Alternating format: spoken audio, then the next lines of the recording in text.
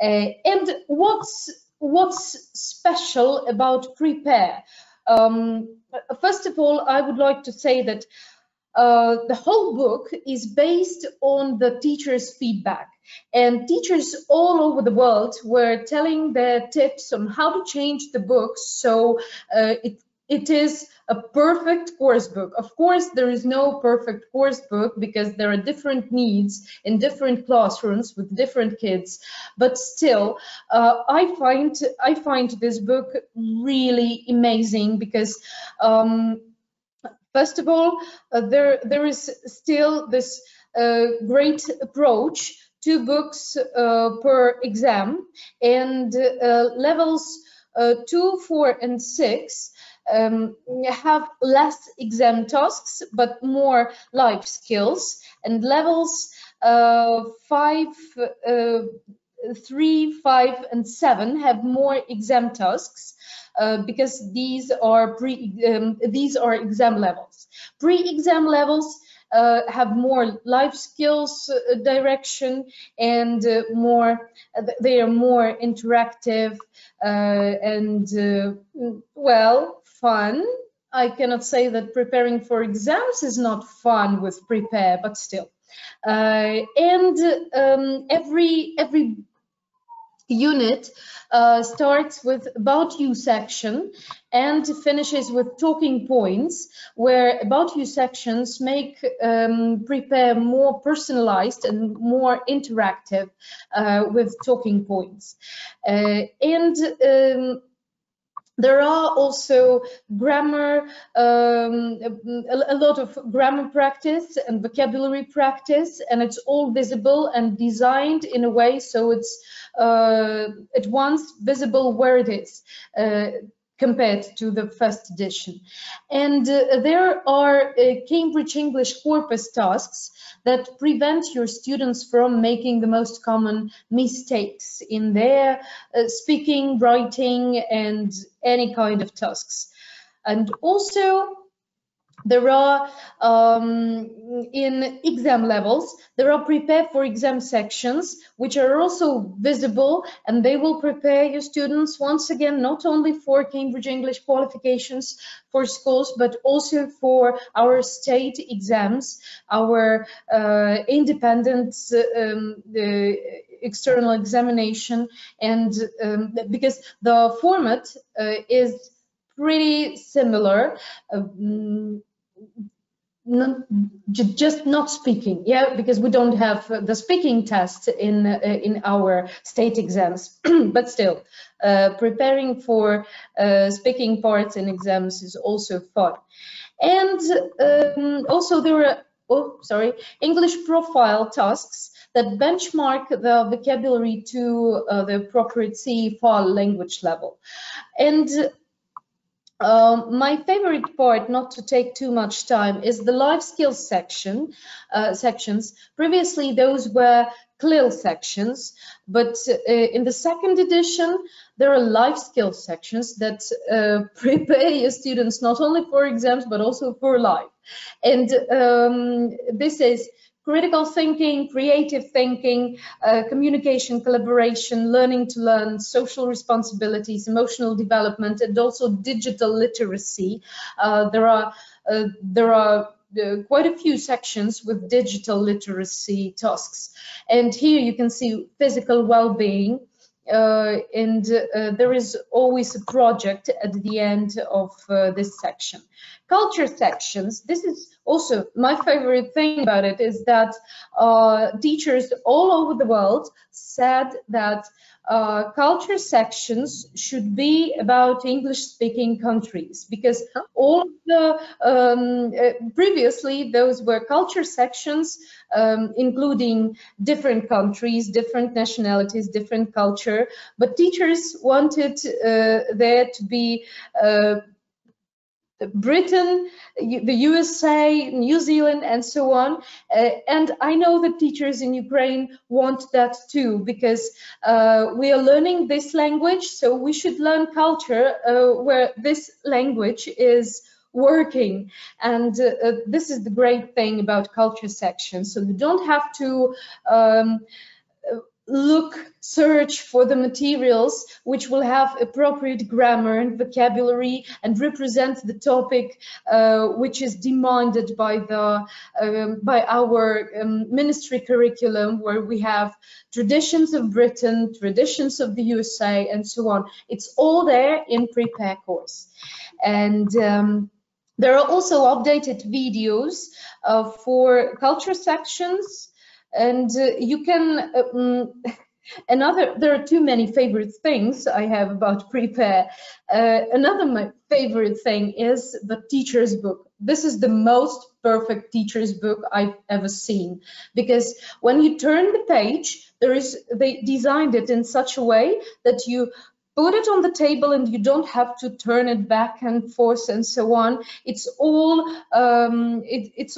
there. And when you turn it, the page would be, the student's book page would be on the right and the lesson plan would be on the left. Next, it's vice versa. So it's always on 2 pages, which you can see on your table. And each teacher's book has a code to eSource library, where you will find worksheets. I guess it's written somewhere here. Worksheets for multiple levels, multiple abilities classrooms, with 3 options: basic, standard, and higher level option for each worksheet, for grammar, vocabulary. There is also literature. There are tests for each unit. There are unit progress tests and final tests and practice tests from the exams, and all the video, all the audio from the course book. Everything you need to prepare for the lesson in one place, all free, downloadable, if you get this teacher's book. And also, another good thing about Prepare is that if you get the course as a basis for your program at school, you can contact me and I will provide you with all the materials for remote or interactive learning, like Presentation Plus and Task Generator. And yep, this is it about Prepare.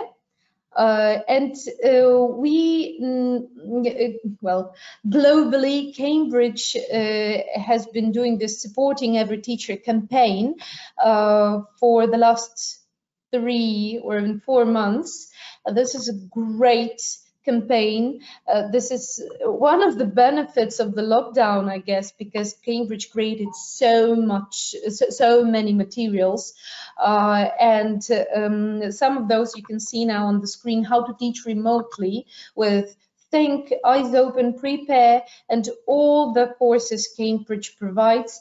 There is a brochure where you will see how to work in such platforms, with such platforms as Zoom, how to organize your classroom there, so you can have effective teaching and learning. And I guess, Olga, you've been preparing one of those brochures, right? Oh, a number of them. I've done quite a few.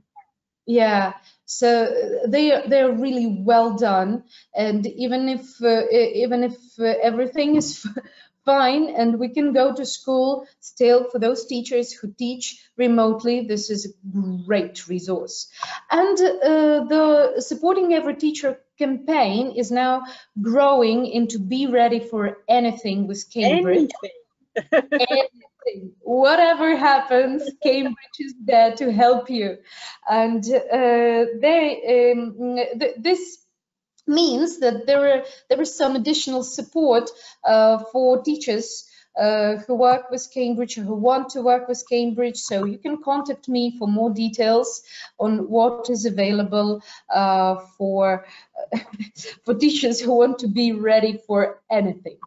And I know that we are now talking about teenagers, but still, those of you who haven't done the new Ukrainian school test yet, there is the platform that we developed together with Ministry of Education and Science of Ukraine, British Council, Cambridge University Press, and Cambridge Assessment English.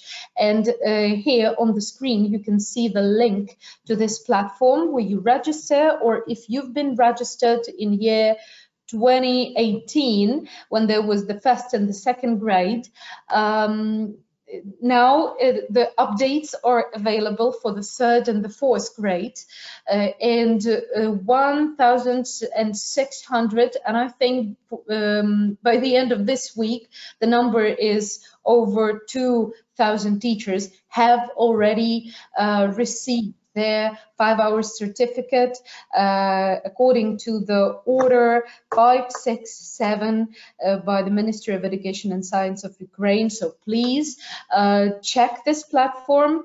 You can register there now. You can do it till the whole summer is there, so you can get familiar with the materials on the platform. It's not only about the test, but also about materials from British Council and both Cambridge departments that will linked to the ministry program, Ministry New Ukrainian School curriculum, and you can use them at your lessons according to the curriculum. And also one more thing, and I will give the word to Olga. We are now having teaching teens. Yesterday I was talking about teaching kids, and here there is teaching teens program for teachers in Ukraine who are doing their professional development courses. It's all official, so you can take the course during the summer and join this course and have the whole range of materials and sessions. It's blended learning. There are both online and offline sessions, as long as I know. And to find out more about this course, you can contact the Linguist Training Center Academic Director, Svetlana Drobotenko, or find us on Facebook, Instagram, YouTube. There is a website. Anywhere you can find information. And certificates for today's webinar, you will receive them within a few days after the webinar, so please check not only your incoming letters, but also the junk mail box. Be sure you do that before you write an email to me, and it can come today or tomorrow, but considering it's Saturday tomorrow, so wait till Monday. If you don't receive it, if you don't have it in your junk mail box, then you can contact me and tell me that there is an issue. We also included a few useful links into your thank you letter, where you will receive your certificates and the recording of this video. Enjoy the webinar with lovely Ольго Мадилус, who is a teacher trainer, and Cambridge University Press materials author, and just a wonderful, my good friend and a wonderful person. Olga, I'm sharing the screen with you. Thank you very much. Right. There it is. Right, okay. Just hold on a second.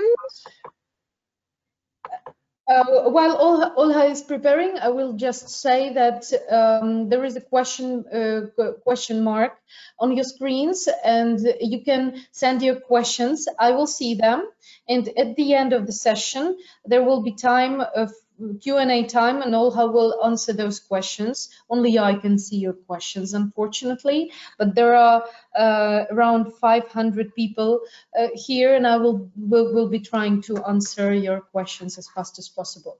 That's it from me, and I will hide myself. Enjoy the webinar.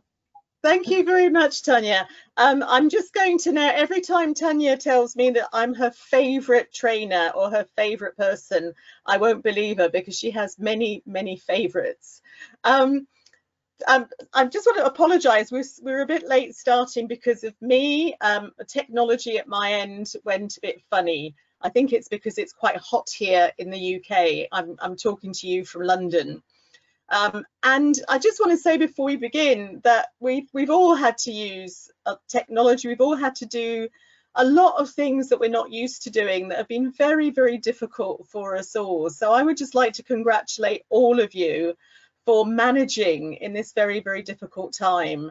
And do look out for that material that Tanya mentioned in the, be ready for anything. We're going to produce a lot of material for you for September to help you get back to school and catch up with some of the things you've missed.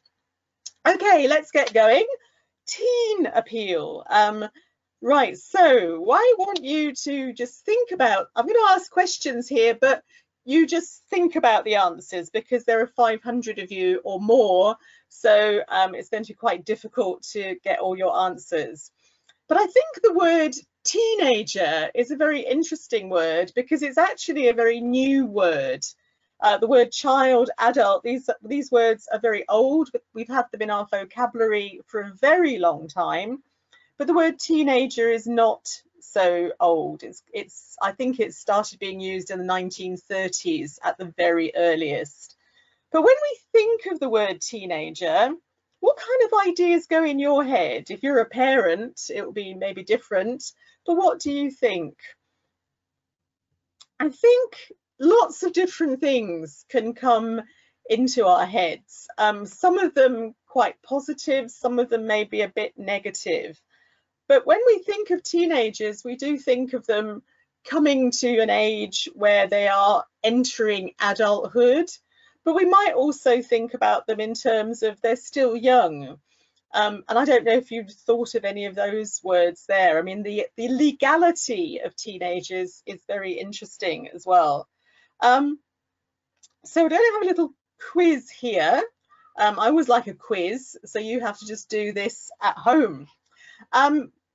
When we think of somebody being grown up, quite often we link this with the idea of if you're grown up, you're old enough to get married.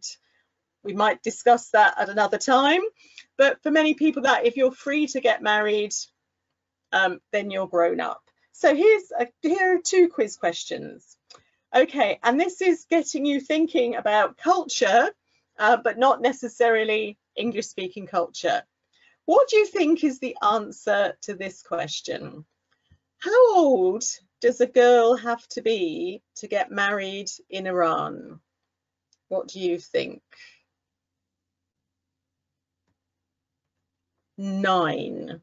That is the legal age of getting married in Iran. Now, to me, that's not even a teenager.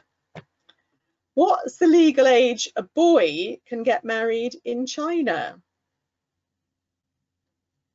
I think you're ready for a bit of a surprise. It's 22.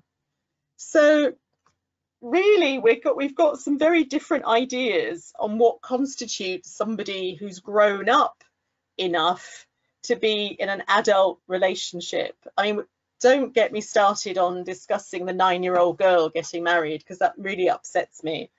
But if we think about something that's quite global, if you've never come across the United Nations Convention on the Rights of the Child, it's a very interesting document.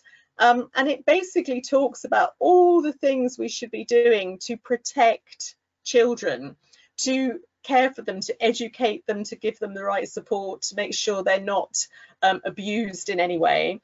And this is, I think, as this is a global organization and it's full of very clever people, they should know at what age do you become an adult. And they say that anybody under 18 is a child.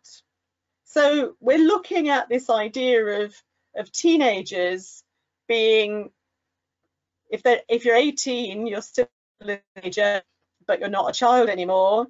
And if you're 9 in Iran, you're considered something different. But I think what's really interesting for me, I've been teaching teenagers from the very beginning. I started teaching 40 years ago, and I've always been fascinated with what makes teenagers different. Because if you understand how teenagers are different, hopefully you can plan a scheme of work, a syllabus, a curriculum that suits them. Now, obviously, teenagers are very different to young learners. I teach both. I know a lot of Ukrainian teachers teach across age ranges as well. And we know that little children, a 9-year-old child, a little girl, is very different to a 14-year-old girl. And there can be a huge gap in this. If we go to Piaget, and I know Jean Piaget was working nearly 100 years ago, but I still think what he said about the different stages of development is true. And that as we move up from being a little child and we go through that process of development, that when you're, for example, if you look in the middle, you're 7 to 12 years old, you're not necessarily very logical, you have a great imagination, and you're very egocentric. And then the next stage, the formal operational one, when you're from 12 onwards, you start thinking more logically, you can understand a lot more. So you're becoming much more able to reason and to think hypothetically, to think outside your own situation. So young children are very different to teenagers who are developing in this way. So young children, I just realized she looks like she needs to go to the toilet, so sorry about that picture. Young children really are very much still in their circle of their family, their parents, and this is where they feel the most comfortable. When you're young, really, you don't think so much outside your immediate circumstances, which is why I think this current situation, this pandemic, is so traumatic for children, because it's not something they can understand. They understand, you know, family, school, friends, their town, their village, but that's really it. They don't tend to look outside that apart from in stories. Because they love stories and they love fantasy, but the stories that they're most keen on when they're this age are mythical. They're with superheroes and witches, and they're not realistic dramas. That they don't care about real life so much. They love fantasy, and they are very egocentric still. It's still very much me, me, me. They get very upset if they can't get what they want. So moving on from being a child, teenagers are starting to develop the ability for this abstract thinking, and they're thinking about the future very much. So they're looking ahead. They're not just in the here and now, but they're looking forwards. And they can think about hypothetical situations. If this was to happen to me, I would do this. But there's still a big difference between teenagers and adults. When I started teaching all those years ago, quite often around the world, the course books were identical for teenagers and adults. It seemed perfectly reasonable for a 15-year-old to be doing a unit about old age, to be doing the same kind of activities as adults, but teenagers are not adults. Oh, sorry, that's one way that teenagers are different to adults. That was just a little photo of me yesterday.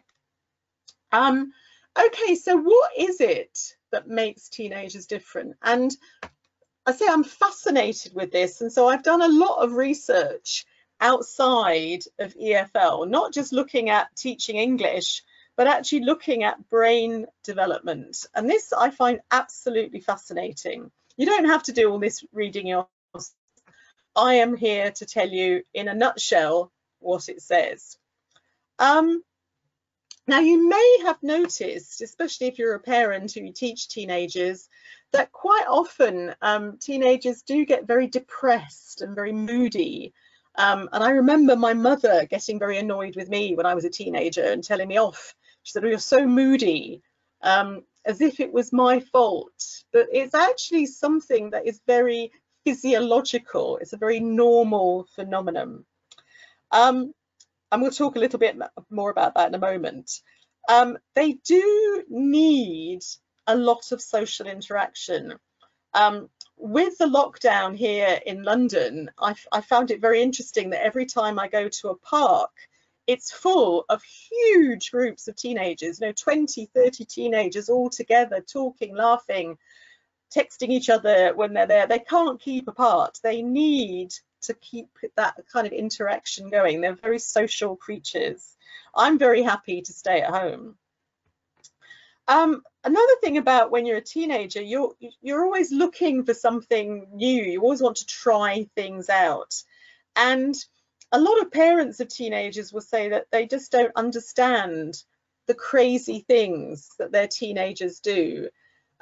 Risk-taking is something we stop doing once we reach maturity. Certainly once we're in our 30s, normally we get quite sensible and we stop taking so many risks. But teenagers do crazy things, and they just want that excitement. They want to find out how the world works. They can be very compulsive. I've noticed that a lot in the classroom, that they'll say something very quickly, they'll get angry very quickly, there's a lack of control. But all of this is to do with brain development. It's not necessarily, I mean, lots of people talk about hormones and sort of sexual development, but actually most of it is to do with the brain. The brain is changing a lot through your teen years. I mean, obviously it changes from when you're born to when you're at, primary school, but it's still being remodeled. And for many of us, that continues into our early 20s. So what is happening in the teenage brain then? What is this development that's taking place? This is a fantastic book if you're interested. You can watch this on video later if you don't pick up all these references now. So very importantly, the teen brain is only about 80% fully matured. So there's a lot of maturity, lots of development still to take place. Now, the last part of the brain to develop, this last development takes place in the frontal lobes. Don't worry about where they are, somewhere in the brain. But this part of the brain is the part of the brain that is calm and logical and reflective. So because this has not developed yet, this explains all these behaviors that teenagers may have. The mood swings, irritability. Oh, I was very irritable when I was a teenager. Explosiveness, that sort of anger that comes out of the blue. Not being able to focus completely on things, which is very interesting when teenagers have to take exams, very important exams, but they really are not in that place to focus. So this really does impact on relationships with adults. I think a lot of the lack of communication is because the teenagers don't know why they behave that way, and neither do we. Well, we do now, because I'm telling you, but there's a lot of inability to communicate. Why did you do that? Why are you behaving in this way? Nothing, because they don't know why they're behaving in that way. They have nothing to compare it to. It can also lead to very fraught relationships with their friends and their classmates. I don't know if this ever happened to you. I don't know whether it's more of a girl thing, of kind of being in a group of friends and then you're not in that group of friends. You suddenly become an outsider because somebody gets annoyed, because you say something off the top of your head without thinking. And I think that in many ways, the pressure of being a teenager is the worst. It's just the worst time of your life in terms of pressure, because you don't really know how to deal with all this. So you have peer pressure. You're trying to be as cool, as fashionable, as gorgeous as your friend, and peers that you see also in the media. So you see Ariana Ariana Grande and all these famous teenagers doing so well and being famous and rich, and we're not. Exam pressure, huge amount of pressure at school, particularly at that most vulnerable time between 15 and 18. That's when all the major exams happen. Parents giving you a hard time, you've got to do this, you've got to do that, you mustn't stay out. And society also has a lot of pressure on. I mean, there's a lot of negativity about teenagers. So teenagers are this, teenagers are that. And it's you can't win in many ways when you're a teenager. And all that other stuff, you know, the hormones, the growing pains, developing your sexual awareness as well, which just makes life really difficult because it's embarrassing and it's just, and your heart is always broken. Okay, but being a teenager can also mean you are at the most wonderful. I'm just thinking of Malala I can never remember how to say her surname, that lovely girl who won the Nobel Peace Prize. There are teenagers who are doing exceptional things. This is Greta Thunberg, by the way, the Swedish climate activist, who started her campaign at the age of 13, 14, and she is now world famous. Why can teenagers be this amazing? And I do think teenagers are amazing. I think they've got lots of issues. Kieran Egan, if you've not read any Kieran Egan, just Google him.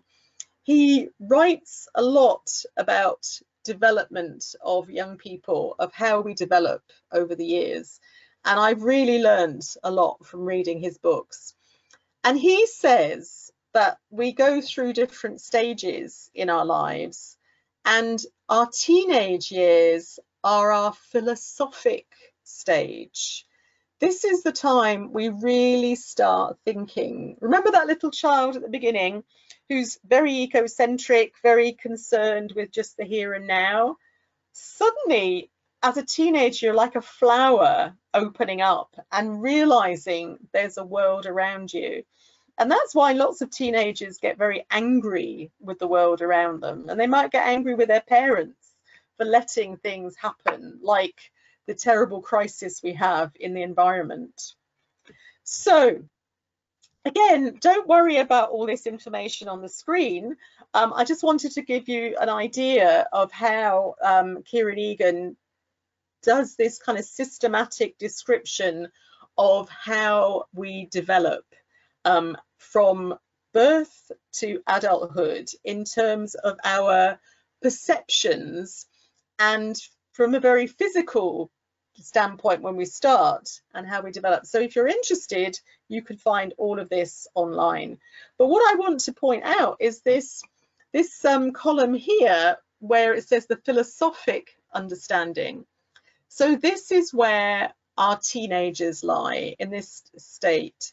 And I think it's really important to understand the teenagers that we are teaching, that a lot of what we see might be that they're angry, that they're difficult, but what they're doing is they're developing this sense of identity, and they are looking for things in life. So they are developing their understanding, of how the world works or doesn't work. So for example, at the moment with this pandemic, they'll be looking at this and thinking, oh my goodness, how did we let this happen? How are we coping with this? And how do they fit into the world? Who am I? This is the question that's going through them. And that's why they take up strange fashions as well, because they align themselves with other people. And they're trying to understand belief systems. What do people believe? What ideas do they have? And what's wrong with those ideas? How do they fit into those ideas? And a very important thing, they're trying to understand what's true, what is real, because they're getting lots and lots of messages that intellectually they understand, but they can't really get to the deep meaning of them. And also they're trying to really work out where emotion fits in with everything, our feelings. So we're thinking in a very philosophical way, but we're also feeling in a very dynamic way when we're teenagers. So let's just have I want to move on quite quickly to what we do in the classroom. What do we do with all this? These amazing philosophers in front of us. Well, I think it's really interesting that we can look at other young people and try and see what they do. And we have the usual role models. Also, all my examples are from Prepare, by the way. So different role models. I'm not quite sure that what Jaden Smith has done, but Taylor Swift is a self-made multi-millionaire musician, and she's also got very strong political beliefs. Ed Sheeran's done a lot of work with charity, and Rihanna is a very strong woman, a feminist. So we can look at famous people like this and work out where are they, because they all started out as, you know, I think Jaden Smith's still quite a teenager, but their fame started when they were teenagers. But not just the super famous people. I think it's really interesting to read and discover about people that maybe are not so famous that have done something interesting as teenagers. So here's an example of these two youngsters, and they, at the age of 15, they created a brand of fashion, and they've made lots of money, and they just did it. And here's a guy who at the age of 16 produced a film. And I don't know whether you find these things interesting, but I read a lot about young people who start charities, who make money to help people. There's a lot of people who are this age who are really involved in really positive things. We have agency when we're young, and I think that's a real problem when you're a teenager, is you don't feel that you have any power. So it's really interesting to read about this. Another really important thing is to allow students to think about important things. One of my favorite course book writers is Herbert Puchter. I don't know whether you know him or his books. He's written a series called Think for teenagers. And he uses a lot of texts about things like happiness. And I think it's really nice for teenagers to have texts like this one on reflecting about being a teenager that allows them not just to learn some English, but to really think about important things. And this is something that's also very motivating. They won't necessarily say, I feel like this, but, you know, it depends on the kind of atmosphere and the engagement in class. They might talk honestly, but you give them a chance to think about these things and to have the language to talk about them. I'm just going to say a little bit about life skills. Tanya spoke about life skills earlier. Why are we focusing more on life skills at Cambridge University Press? Because we're not just teaching grammar, we're not just teaching vocabulary, we're teaching people, we're teaching young people, and they need a lot of support. They need to develop a lot of different things. And a language classroom is a perfect environment for developing different skills, which has a kind of two-way effect. By developing life skills, you improve the language development, and by reading about them, practicing them, you develop those life skills. So you're developing both language and skills at the same time.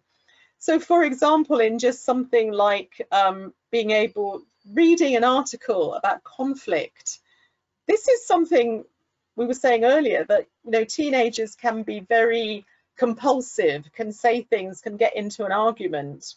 Well, let's read about this and look at tips for not getting into arguments. It's a very interesting topic that can reflect on real life. Group work, I think, is really crucial.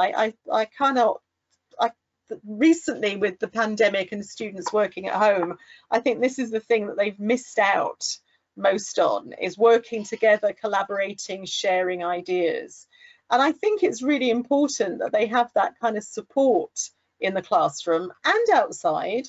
There's no reason why they can't do homework together online, because they need that support. They need to bounce ideas off each other. And I think it's also very important that they have an opportunity to personalize, to talk about themselves and their own experience. And I've actually got this picture here because I'm going to tell you a little story.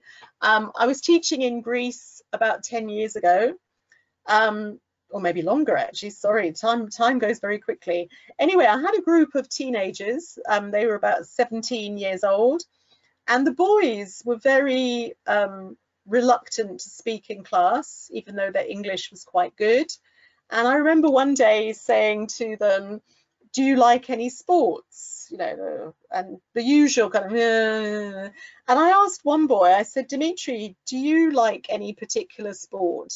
And he said skateboarding, hence the picture. And I said to him, are you any good? And he was a national champion in Greece of skateboarding. And he was able, well, as soon as he said that, everybody was interested. And then he was able to talk about it. And I think we need to pull out of our students things that they can talk about. What are they interested in? What can they do? And not just treat them as if they don't know English, we have to teach them English. A little bit about the projects. I think doing little mini projects is a really positive thing for teenagers to do, because it allows them to explore different topics and to think about, you know, what are your opinions? They don't always have an opinion to begin with because they don't know enough. So this is just an example about using online media. And just finding out something to do a presentation. So you're pulling together your own ideas. What do you do? But also you're going to give a presentation in class, which is a very grown-up thing to do, to present your ideas logically, calmly, without getting upset, and maybe also to allow other students to ask you questions in that very grown-up way. So we're kind of trying to help them to not be so emotional about things. So what I'm finishing with an image. I use the iceberg a lot. If any of you have ever been to any of my training, there's usually an iceberg. But I think what is important about an iceberg is we only see the surface. And with teenagers, quite often we see a surface of grumpiness. Maybe we feel that they're not interested, they're difficult, they can be very silly. But I think this is just the surface, because what we've got is actually underneath the surface, there is a lot going on. They're hungry for ideas, they're trying to learn how to be. And I think in the classroom, it's really important that we give them opportunities to read interesting subjects, to talk about interesting subjects, and to feel very much that what they say is important, because it is, you know, the future is in their hands. They are going to make the biggest changes, I think, that need to happen on this planet. Anyway, so Teen Apeal. What is appealing? First of all, try to understand your students, try to understand what's going on, and then think about how what you do in the classroom can really appeal to them. So this is my blog address, and I've got lots of ideas on the blog for teaching teenagers and for teaching primary. It's completely free. You can just go onto there and find out lots of ideas for the classroom, and hopefully come September you will have some really good ideas and plans to put into place. So thank you very much. Thank you. Tanya? Yes, I'm here. And yeah, if you have any questions, we still have around 10 minutes for questions.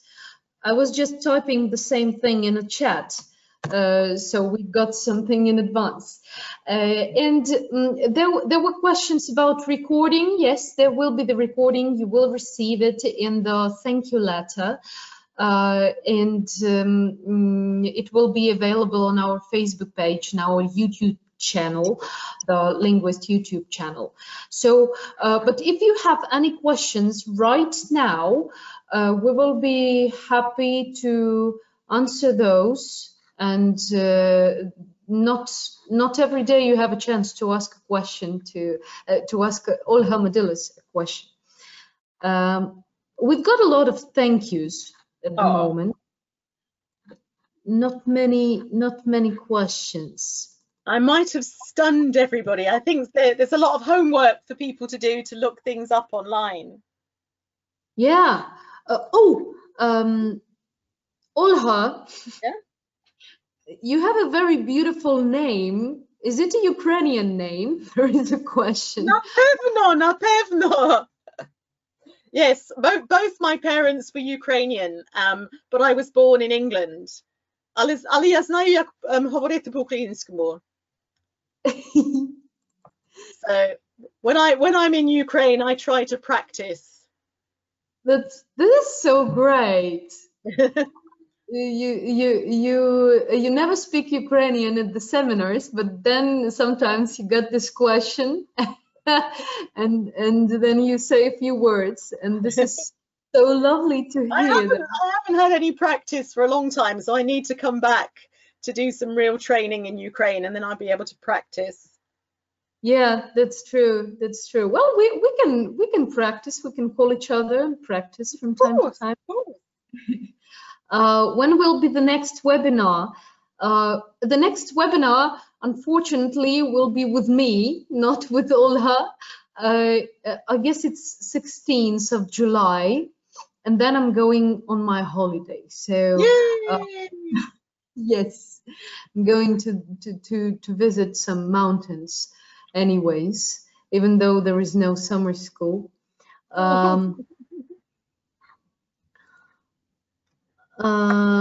Are we going to post new videos for primary learners, video lessons for primary learners? Yes, I'm going to make a few in July, and there will be some new. Olga, are you going to be in Kiev in autumn? I don't know yet. I think we're still considering what's going to happen. I think the situation around the world is still not very clear.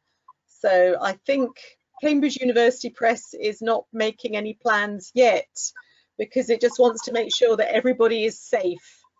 And I think that's really important. So I will come as soon as it's safe and it's reasonable to come. I promise. Yeah, what our managers told us, that no one's gonna travel till November for sure, and nobody travels in December or January or February in Ukraine. So we'll see. Anyways, we will try to make as many super alive and emotional webinars as possible, but yeah, safety is the first thing. Absolutely. And to everybody, please do stay safe and don't do anything crazy. People are going crazy here in big groups. We need to make sure that we're all healthy, and we can continue. And if it means having to be patient, we have to be patient. We've got a question from Julia Horishko. And this is a question, Miss Olga, can you give us an example of how you coped with a difficult situation in your class with teenagers? Well, I think it's you know, you have to create an atmosphere that takes time. I think, you know, I mean, I've had lots of experience. When I first started teaching, I didn't really understand what teenagers were experiencing. So now when I'm working with teenagers, from the very beginning, I try to talk to them very respectfully. I ask them their opinions. If, for example, one time I had a teenage girl who just started screaming at me, and she threw her books at me, and she ran out the classroom. But what I did was I just spoke to her later very quietly. She thought I was going to punish her. And I just spoke to her, and I just, you know, said, you know, don't worry, you know, you didn't, sometimes life is just too much, especially when you're a teenager. You just want to explode. But I think it is something that develops over time, that you really have to start being very, you're not their friend, you're not the same age as them, you are the teacher, but you have to try and build a very respectful two-way relationship. And also they have to see you as a person. So if they upset you, tell them that they've upset you, tell them that your feelings are hurt.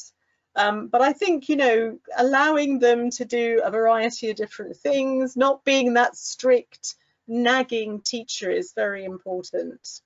So I think it is a long-term strategy to build good relationships.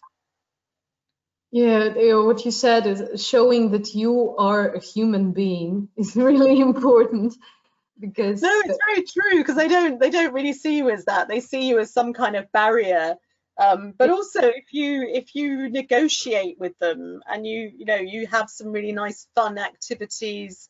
I love doing that Kahoot online quiz, and I'll say, you know, if we all work well during the week, we'll do that on Friday. And you can negotiate things, but also listen to them.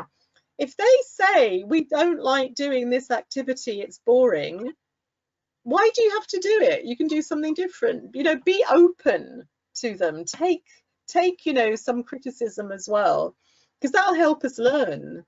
I think we can only get better if we listen to our students. Oh, yeah. Okay, I've got one more question. Olga, you're marvelous. No, thank you. And there is a question from Polina Polarna, who wrote "You're marvelous." The question is, what do you do with undoubtedly bright children, but who can be reluctant to express their ideas? Well, I think, you know, this whole thing about expressing your ideas is tricky when you're a teenager, because you're very sensitive to other people being critical, or kind of going, oh, that's really stupid, because teenagers can be like that. So one thing, I think group work is very good for that. If you can get them working groups, sharing their ideas with their friends in a kind of, rather than in front of everybody else. Or do things like role plays, where you ask them to pretend to be somebody else. You ask them to pretend to be, I don't know, the president of the country or a famous person, and to express those ideas. So as you know, Tanya, this is a drama thing. If you wear a mask, you can feel more confident to express your idea, because you're not opening yourself up to everybody knowing everything about you.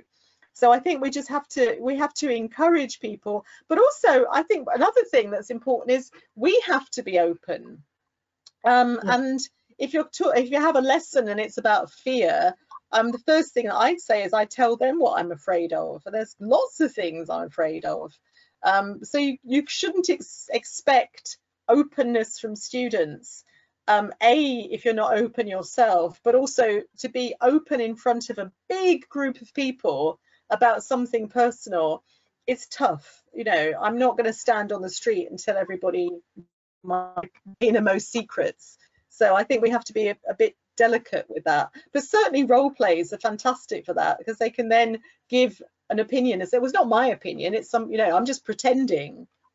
So that's a good way of doing it. Yeah, that's true. What you're saying about drama, not acting, because acting is even worse than just opening yourself, even worse than psychology session. But drama activities really open up teenagers a lot, and Yeah, we've got a few groups of teenagers at our drama school in Kiev, and they are still learning online, and they are still having their third month of drama activities with improvs, and it's all in English, and teenagers of different ages come and they open up. So drama activities, even though you have to keep up with the curriculum and do everything on time, there is always the time to be a human. Yeah. Well, yeah, being a human being should come first, I think. That's true, and that's what I love. Another thing, if you want to allow your students to be open with you, you could set up a channel. You could set up an email address, not necessarily your private one, but you could set up one where they can write to you through email or text you and tell you things, because that's quite a nice way to practice writing as well. But they won't always tell you something they want to tell you in class, but you know, you could set up a system where they could write to you occasionally and just tell you things, and you know, enjoy some real communication with you. Because if you can develop that kind of relationship with them, it could be a very positive thing for them as young people to know that an adult cares about them, not about their English, but about them as a person. Yeah, that's true. All right, let's switch the topic a little bit, because I hope we answered that question as much as we could. There is another, Larisa Rykova asks, in what way can you make your students not to play their phones at the lesson? Well, I think 2 years ago, I was working at a local university here in London, and I had that problem with my students. So I got them, sometimes I wanted them to use the phone to do research or to look in dictionaries. If I didn't want them to use the phone, they put their phones on my table. So I got them, and it just became a habit, because it wasn't me punishing one person. It was just a habit that everybody had to put their phone on my table. And at the end of the lesson, they picked it up and took it away. And it just, I think we have to be quite strict with this, because it's very distracting. I mean, not just with kids, adults as well, you know. Yeah. I have friends who look at their phone when I'm talking to them as well. So I just think we do need some rules. And no, if I don't want you to look at your phone, you don't look at your phone. So at the front, or you can have a box. Everybody puts their phone in the box at the beginning, and that's fine. And if I get annoyed with somebody for some reason, they pick up their phone, they look at it, I keep it in my pocket for a few hours, and they can take it at lunchtime or at the end of the day. I'm very strict with mobile phones, actually, because they are annoying, aren't they? You know, because it's personal possession and everything. But what I did with my teenagers, when I had a group, I had two groups of teenagers at state school, and we had this aquarium thing. There was a transparent box where everybody's phone was there, and at the beginning of the lesson they put it there, and there were a few activities where their phones were involved, and then they had to go to the box, take it from there. And I had one group of 18 students, and another group was 12 students, and also I had a group of 24 students, all teenagers, and it worked well, actually. I think it's the matter of classroom management. If you are consistent. Exactly. But it's also, you have to be consistent. You have to start from the beginning. So the very first lesson when you come back with the class, you know, when you come in September and you go back to school, this is your rule. This is what you do. Pani Olia says you must do this.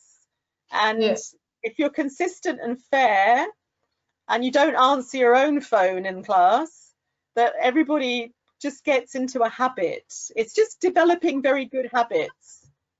Yeah, yeah. And I love that picture you showed yesterday with parents having their phones and saying why our children don't read. Yeah, so it all starts from us.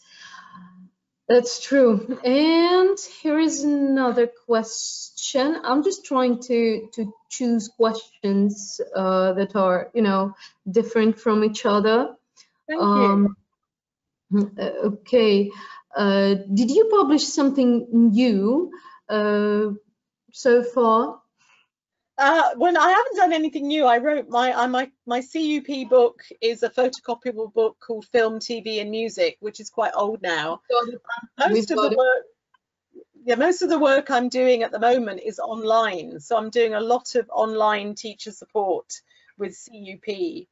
So that's and the things I do on my blog. So I'm not writing books at the moment, no. Yeah, and actually I included all the links with all the World of Better Learning blog articles. And there are articles from Ольго Mадilus, and there is this wonderful blog. Just to tell you the truth, I know that you don't watch my webinars, of course, but I always take some of the activities from your blog, and I put down. This is Ольgo Madilus's idea, and yeah, so this is a wonderful blog. Everybody, go there. Do you have it on the screen? Yeah, go there, and you will find loads of activities that will solve many problems you are now having in your comments here. I'm saying to teachers.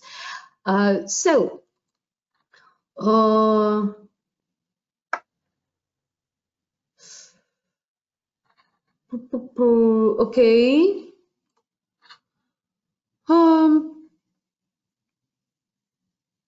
What do you think about showing video lessons? This is okay. What do you think about video lessons in general? I will ask this question this way. Well, I think like anything else, you know, if you have variety of input in class, it's good to have variety. And a lot of course books now come with fantastic videos. But I think like anything else, you have to know why you're showing that video clip. I would never show a very long video because I don't think that's a very good use of classroom time. But it's just like if you have a text in the class, a listening or a reading text, why are you doing that? So for a video, it might be introducing a topic, it might be practicing something, listening skills, grammar, vocabulary. So I think it can be an excellent addition to the repertoire that we have as teachers of all the different things that we use. And video can be very, very quick, very dynamic. So I think that's a good thing to do, but not, I mean, some teachers seem to think if they show, you know, like a movie in class, that's a good thing to do. No, kids can watch movies in English at home. They don't need, you know, they can go onto YouTube and watch things. But you have to have a task, you have to have a reason, you have to have a specific aim for that video, and you have to choose it very carefully. But definitely videos are great. Yeah. Yeah, because usually in real life, we don't just listen, we usually watch and listen at the same time. Absolutely. And here is another question. Is it possible to use smartphones, the lessons, having exercises with application or something like this? Like you were saying about Kahoot. Yeah, I mean, I think something like Kahoot is really nice because it's very interactive, and I would do it with students working together. I think if you've got things like interactive, you know, exercises, why don't they do them at home for homework? Why are you doing that in class? I think one thing that we have been thinking about a lot during lockdown is what is the value of the classroom? Because so many lessons have been done with the computer, so many lessons have been done independently by students. If we're in the classroom, let's make the most of being in the classroom. And if students are just on their phone on their own and they're just doing an exercise, they don't need to be in the classroom. So I just think we have to be very careful of thinking about this, thinking, you know, I think for a lot of schools around the world, when they go back in September, they won't be going back full time. So we have to think about what is the value of this activity in the classroom. If they could be doing it at home, they should be doing it at home, I think. The value of the classroom is the collaboration, the communication, the interaction, the dynamics, the variety, the physical movement. So let's try and think about that when we're deciding what to do. And yeah, and it will be the value. The value of these things will go into their future too.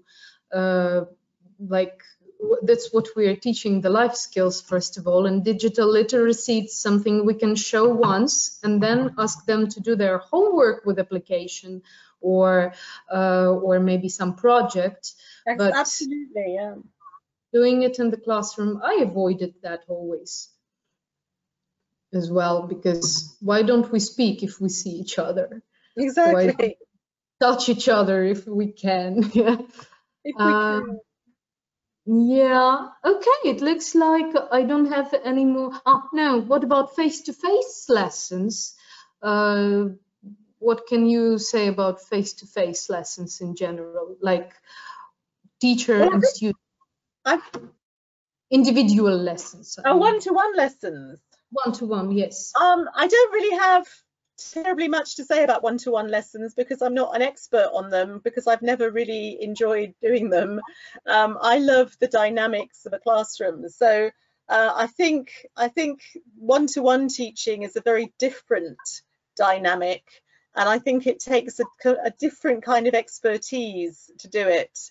So I'm afraid I don't know very much about the best ways of doing one-to-one teaching, because I really like getting students working in groups, getting students working in pairs, you know, the kind of the energy of a classroom. So, but I'm sure, and there's lots of stuff out there, and I'm sure if you Google one-to-one English language teaching, you'll find lots of good ideas.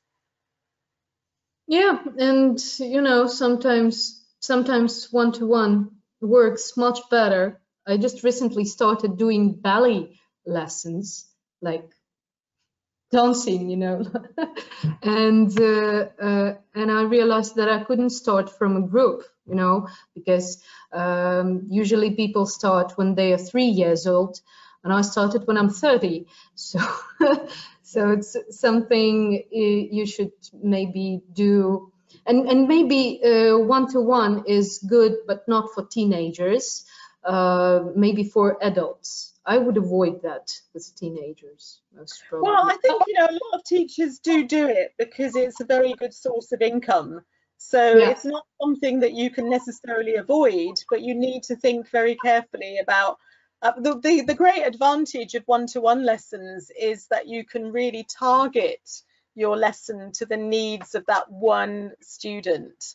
So if that student has certain problems, you can work on those problems. If that student has certain interests and they want to talk about, I don't know, fly fishing, if that's what they really are interested in, then you can talk about fly fishing. So there are lots of advantages to one-to-one lessons, but if we look at, the difference between ballet and English is that English is a language for communication. So the communicative part, if you're teaching one-to-one, has to be from the teacher. The teacher has to be the co-communicator all the time. So it creates a very different dynamic. I think it's very hard work to do one-to-one lessons because you can't just stand back. You have to be there all the time with your students. Yeah. All right. I think this is the end, because it's already 20 to 6 in Ukraine and the end of the working day. And there is just one last question: is group work possible online? You can actually go to this remote how to teach remotely guide and see it there. There is a lesson plan that perfectly but shows. I think the important thing with group work online is whatever platform you are using needs to have breakout rooms. Not every platform that you use has breakout rooms. So if your platform has breakout rooms, it's very, very easy to do. Yeah, and it works really nice. They have this personal space where you can just go inside, monitor them, but you can't see them all the time. And this creates this really, really great atmosphere between 2 or 3 students who work in a group. I love the breakout room. All right, so looks like everybody says thank you. Everybody is satisfied. Thank you for the webinar. I'm finishing. And dear teachers, I will see you almost in a month.